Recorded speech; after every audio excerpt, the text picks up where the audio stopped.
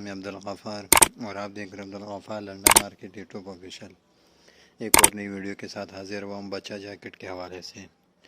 ये जो दाने आपको दिख रहे हैं ये बच्चा जैकेट है। अभी हम इसको आपको रिव्यू कराते हैं, देख लो।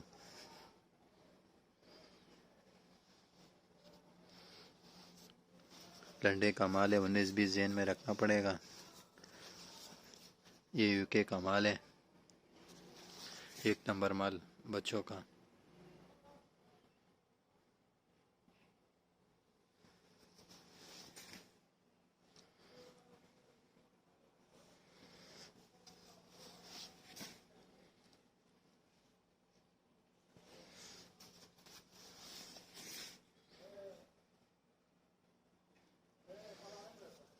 बच्चों के जैकेट है,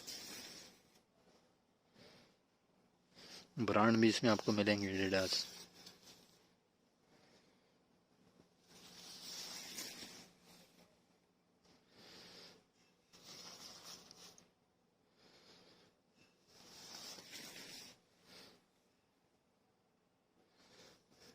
ये सारे बच्चों के जैकेट हैं सर्दियों के।